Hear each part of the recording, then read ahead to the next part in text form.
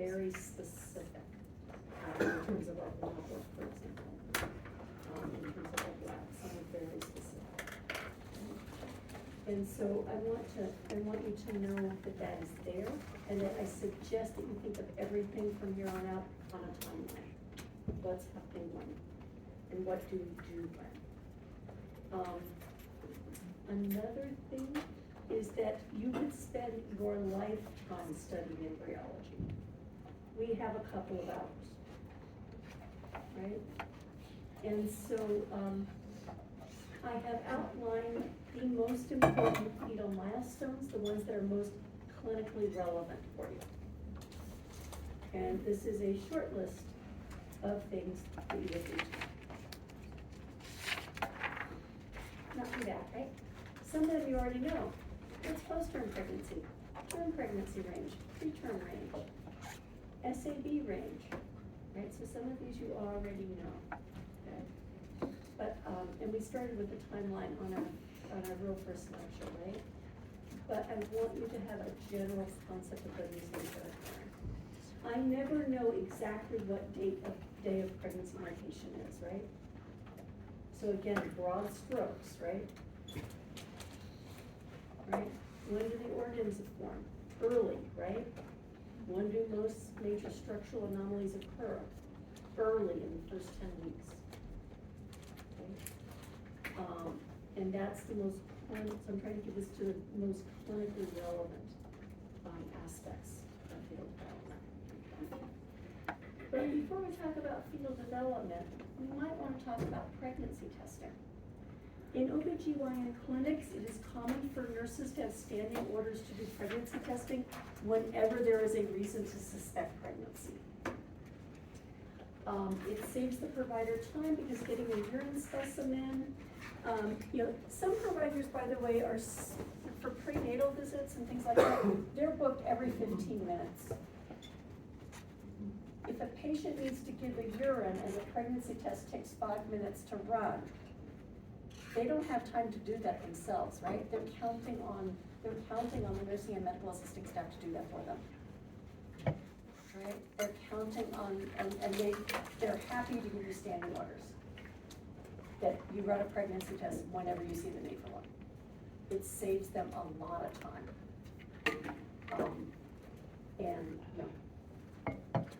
Right? It helps everyone be more efficient. Okay? So let's just take a look really quickly, just in the interest of time. And so spring quarter is the last set of dates whenever there's a date listed here, okay?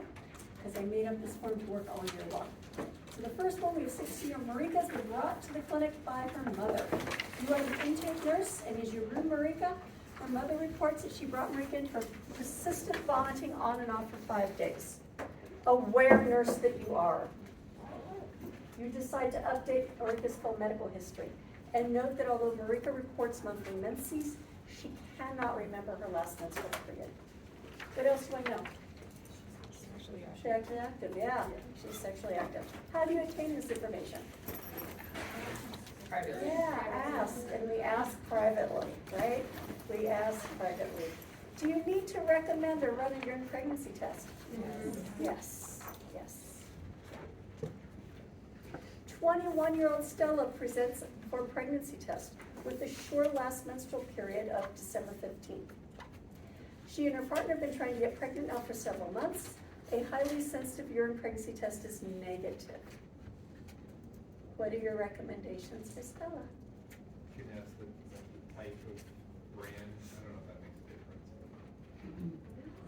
a difference. Well, you ran the pregnancy test. Oh, okay. So you ran the pregnancy test. You could recommend prenatal vitamins, folic acid, and help promote ways to have a healthy pregnancy when she does get pregnant. Sure. Well, she hasn't had her period since December though, right?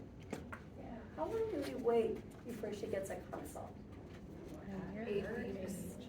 Well, we probably wait actually 6 months for amenorrhea. Amenorrhea of 6 months is when you probably get a consult. We could recommend that she repeat a pregnancy test in a couple of weeks.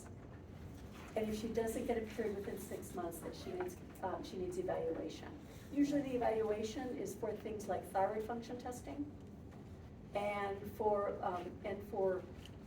and pituitary function. Usually it's things like a TSH and prolactin level work we done. You don't, the provider does the ordering, but if 6 months of amenorrhea and they're not pregnant, that needs to be evaluated.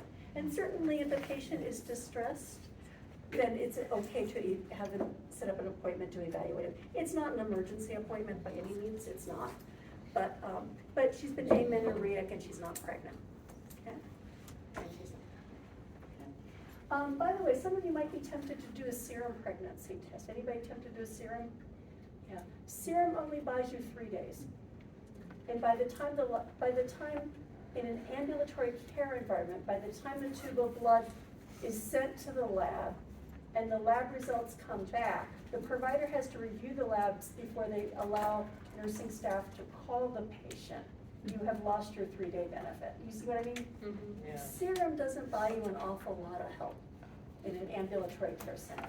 In an emergency room, it may often be appropriate. If there are pregnancy complications, we can actually monitor the amount of pregnancy hormones, HCG, and that's helpful.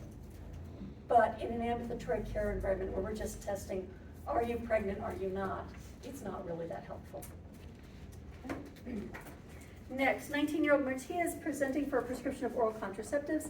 Last menstrual period began on March 30th. She reports it was spotty, but around the usual time. Is that normal? No, not really, not really. It's lighter than normal, isn't it? And if that's lighter than her usual period, could that be significant? Yes. Does she need a pregnancy test? Yes. Yes, it could be an implantation bleed. Spotting could be like an implantation bleed. Or a lighter period than usual. Could be an implantation bleed, okay? What else would you like to know? She's taking her pills consistently? Yeah, she's been taking pills consistently. Is this a new prescription she's getting?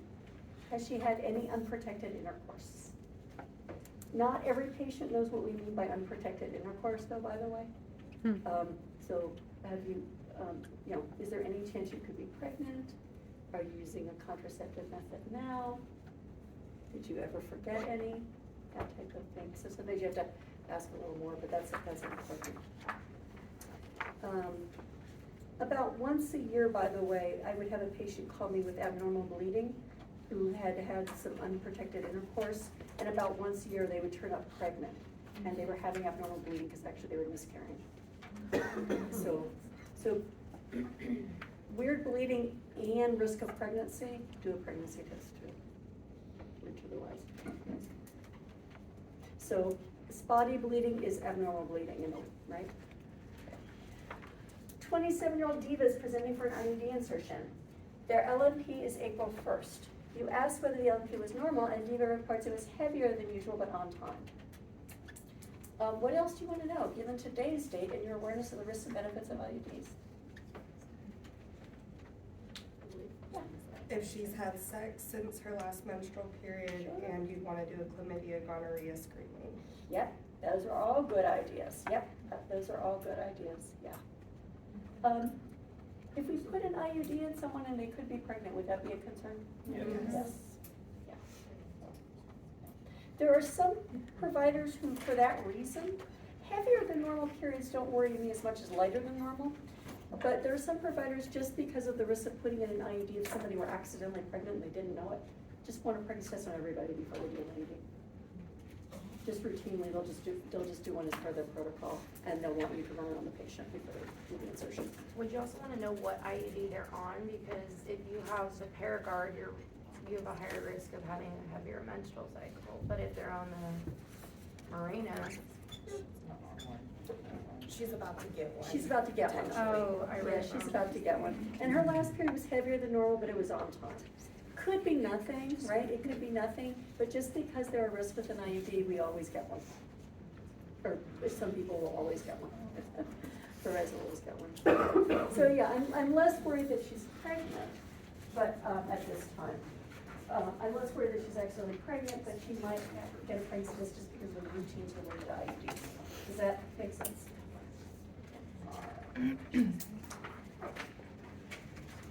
so I could throw in a couple of questions on your test about whether or not a patient needs an IUD, right? Needs a pregnancy test. So I could throw in a few questions about whether or not a patient needs a pregnancy test, right? Yeah. And is that something just generally good to know in healthcare? Do emergency rooms ever run pregnancy tests? All the time, a lot, yeah, they do, yeah. And so knowing when to do that. Also when to ask the provider for an order. Some things are routine, some things aren't routine, and knowing when you need to do a not routine one and get the order for it is helpful, okay?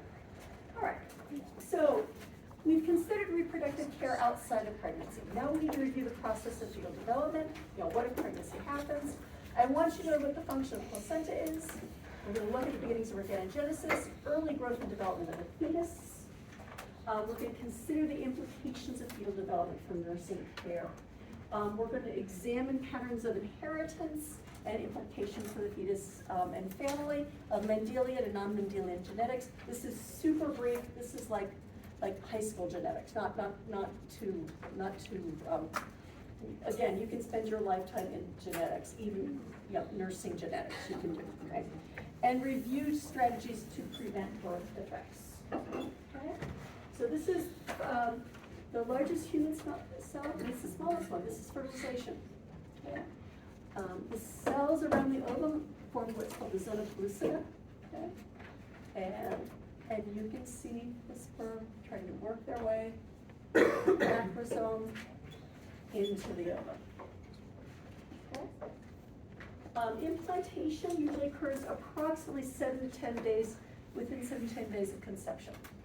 Right? Typically occurs. No one ever has anatomy like this because they're showing you all the stages at once, right? So we have, here we have follicles that are developing. Here we have ovulation. Then we have the corpus luteum, which is producing progesterone. If the patient is pregnant, the corpus luteum will persist for about the first 8 weeks of pregnancy, producing progesterone to support the pregnancy. If the ovary gets HCG, that's the key, that's what HCG is doing. Okay? Ovulation, the fimbriae will sweep the ovum into the fallopian tube. Fertilization usually occurs in the outer third of the tube. Okay? Early cleavage of that zygote. Okay, once you have fertilization of a zygote, early cleavage continues till you have a morula. A morula is like Latin for blackberry because it's a little ball of cells, like blackberries are. And then it will form a blastocyst. It will hollow and then implant. Okay?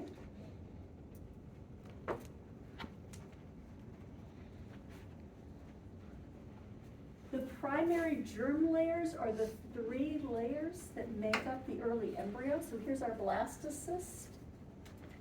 There will be cells. I will not use these technical terms on, I do want you to know that implantation occurs, but there are proliferating cells that are invading the endometrium.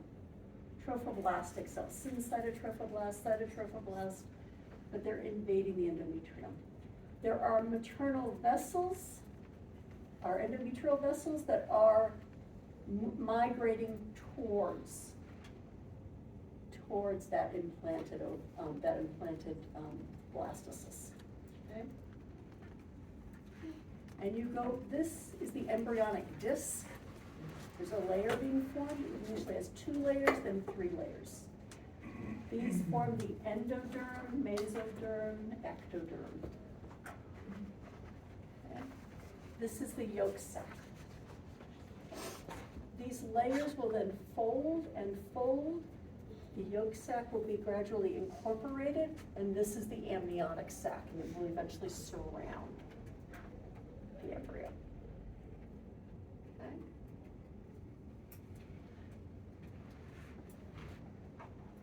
This ectodermal layer, very early in pregnancy, will form a groove, and then the groove will seal. That's what becomes our central nervous system. our brain and spine, brain and spinal cord. Okay? It will also form our skin. Okay? From the mesoderm will arrive many organ systems, such as your heart. Okay? And then we have the endoderm. So let's take a look a little more detail.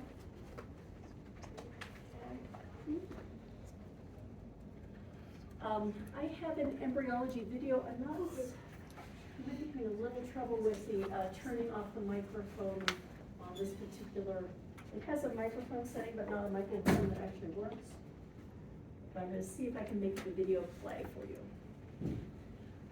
The video I have, it's kind of like Riverdance for babies. It has Celtic music.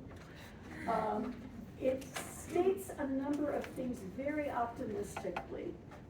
In fact, too optimistically to be clinically relevant. It talks, for example, about early pregnancy factor, which exists very soon after fertilization, and talks about our ability to know if somebody's pregnant. Early pregnancy factor is not used for pregnancy testing because it turns negative after about a month. And so there's some things that they talk about that aren't really, they sound great in the video, but they aren't actually useful. Okay. They talk very early about the presence of ovarian tissue, like at the end of the first trimester,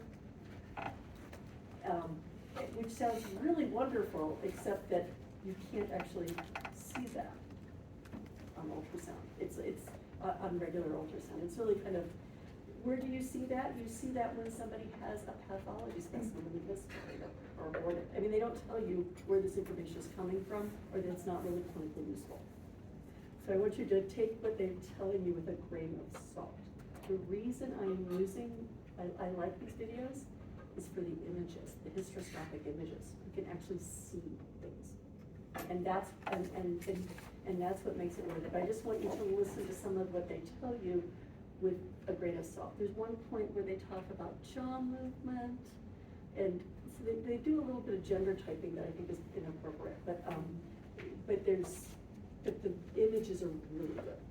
And so Marion Lee and I went through what we could find that was brief and helpful, all right? So what we want to do is examine fetal development and the major changes that occur from trimester to trimester, considering the implications of fetal development and conditions in care before pregnancy, prevention of birth defects, prenatal care, gestational responses to pregnancy, care of the preterm infant, and the care of any infant admitted to neonatal ICU. What behaviors would you anticipate of a baby at birth, and what risks would they have? Okay. And so let me see here.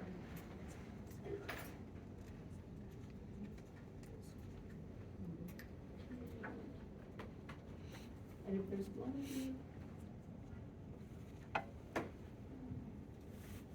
my concern is the audio.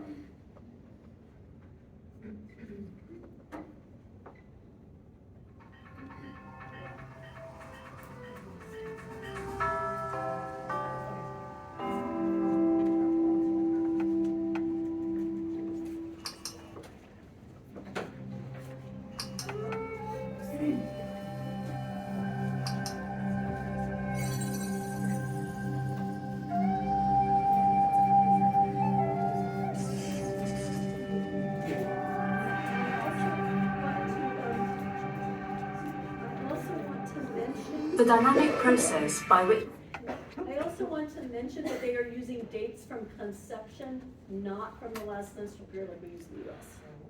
So subtract 2. the single-cell human zygote becomes a 100 trillion cell adult is perhaps the most remarkable phenomenon in all of nature.